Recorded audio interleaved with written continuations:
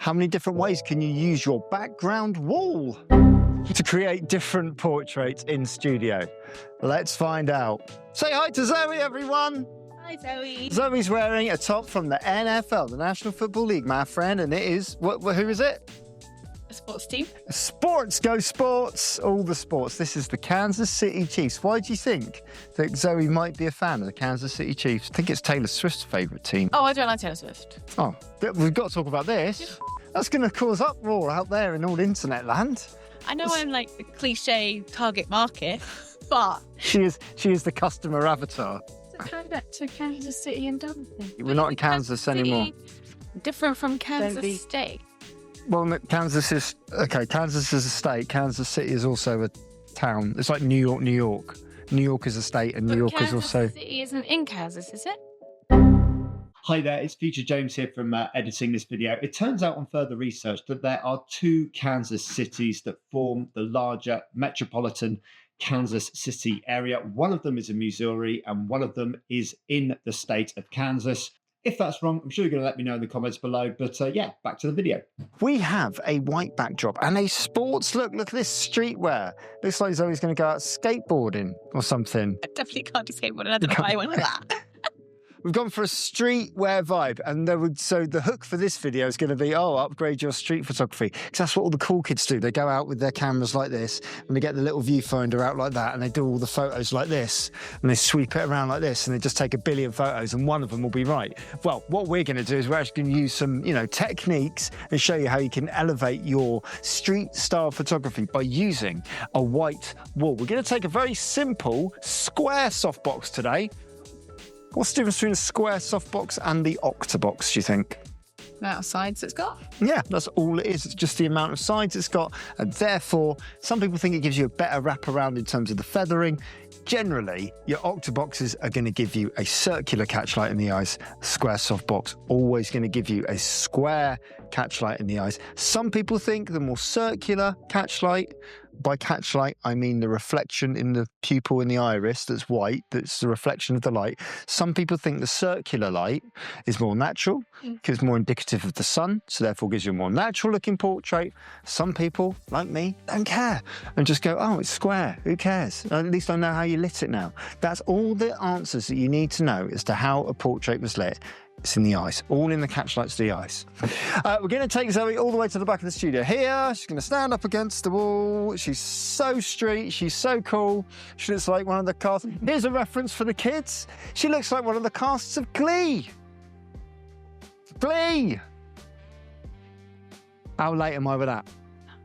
A decade. Decades, literally decades. So we've posed Zoe next to the wall here, which should give us a reasonably sort of shadowless sort of feel to the picture because we're so close to the wall there. The first way that we can use a white wall in studio is by using it as a posing prop. It's something to give our model something to lean against. And in this instance, it's taking all of the weight off of the feet and giving us something nice and simple so that she can look like, she looks like one of the Spice Girls from the 90s. There's another up-to-date reference. Nice lean in there for us. And by leaning in there, it means that we can create shape and form with these feet just a little bit. This one here that's bent on this side, can we kick the foot so it's back here so we can see both feet in the pose there?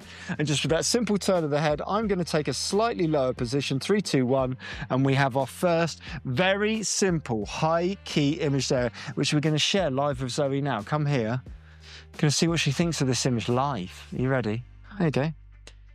Oh, that's kind of cool. It's kind of cool. It's kind of simple, right? Okay, a couple of little techniques that we used to elevate that picture slightly. We made sure that when she posed, we could see both feet, because in the first pose, one foot was behind the other. Do that pose again there for me where we were.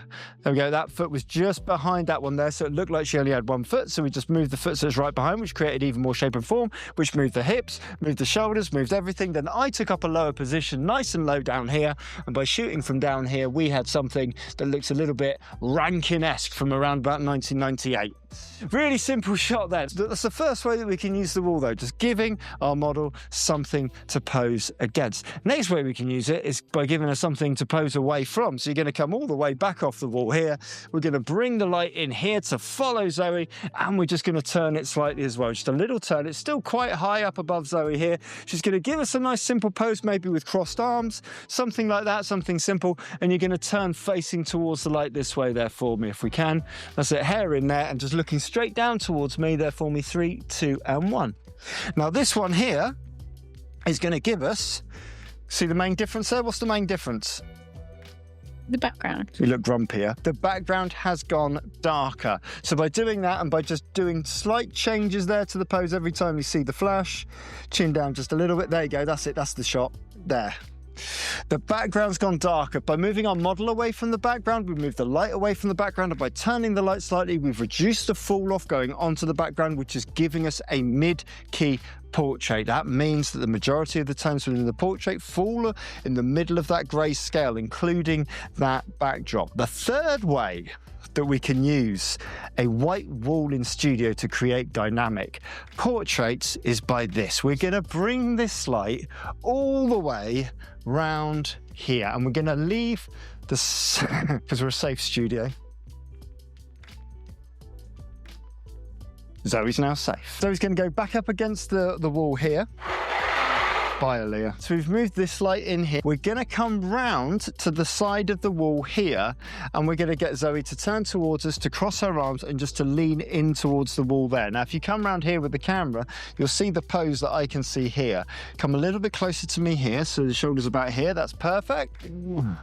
So we move the light here. It's still on that 45-degree angle looking down towards Zoe from where I am here, but I'm just going to come round slightly to the side here and just shoot down the wall with Zoe there. 3, 2, 1. And Zoe's going to look slightly happier than she did in that one. That's good. 3, 2, and 1, go. Perfect. Come a little bit closer to me here, even closer. We're going to move this light even closer here. I'm just going to come in on a nice wide angle there. 3, 2, 1, and go. Perfect. And by using that wide angle, we've created negative space in the print, which has given us that effect there. With a little bit of fall off in the background. And when we actually play around with that, and Zoe comes a little bit closer to me here, and I come in nice and close with my focal length and I get her in the middle of the frame, we should see that it's sort of white on one side going round to greyer on the other side. When she looks across towards the camera is, to all the viewers at home, just there, just in there, 3, 2, 1. And then when I move my light around there like this way, by using that wall again, I use my light around here. It's coming across even further now, but she's going to be looking towards the camera there. And in 3, 2, 1. And that's great there. 3, 2, and 1, there. And we've created some element of tonality throughout the end portrait. So that's 3 ways that you can use your background wall in studio to create 3 different looks and 3 different feels in terms of the posing and giving your model something to do that's not just shooting straight onto the white background. You can use the background as a posing block for a full-length portrait to get your model to lean into the portrait and to create a nice flat high-key feel. You can bring them off the white wall so that there's separation from the background to the model in the foreground and therefore fall off from your light, which creates a grayer backdrop. Or you can pose them round to the side and use it for something to lean into, utilizing elements of foreground and background to create different compositions and points of interest within the either negative or positive space. Or you can just make it completely symmetrical as I did there and just plonk her right in the middle of the frame, which is where Zoe likes to be. Right in the middle, center of attention. Thanks very much for watching. Is there anything these people need to do, Zoe? Wear more comfy clothes. It's so much nicer. Wear comfy clothes all the time. Say nice things, like and subscribe. Go to No Fuss Must, download your free posing guide. 100 different ways to pose someone in studio. And you can download our 1 light, our 2 light, and our 3 light workshops. So you can, learn how to use 1 light effectively, 2 light effectively, and 3 lights effectively to improve your photography. Say nice things. Tell your photography groups. A lot of camera clubs watch us. Camera clubs. We love camera clubs. Camera clubs watch us. Tell your photography groups, tell your friends about it if they're into photography as well. And as ever, all the very best.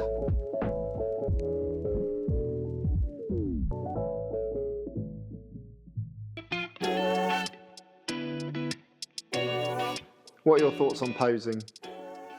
I enjoy it. You enjoy it? Yeah, I enjoy it, especially when you direct me, especially I find it easier because sometimes once you get in the flow of it, it's definitely easier. But at the beginning, when you have a bit of direction, like, it definitely helps a lot. Right, Aaliyah's a professional performer, entertainer, and she expressed there that she finds it difficult at the start and the need for help during the shoot. And one of the most asked questions I get from photographers is, how do I get my clients to pose? Not everyone is as confident as this entertainer here, Aaliyah. So when you're photographing other people who aren't as confident, it's more important for you to impose some level of expertise and knowledge onto your clients. And that doesn't necessarily mean getting out your big playbook of poses or explaining every pose and why it's a good pose and what you're trying to achieve with every pose. I always think visual cues are much more impactful in the portrait studio than verbal clues, than saying something that you want someone to do. For instance, if I get Aaliyah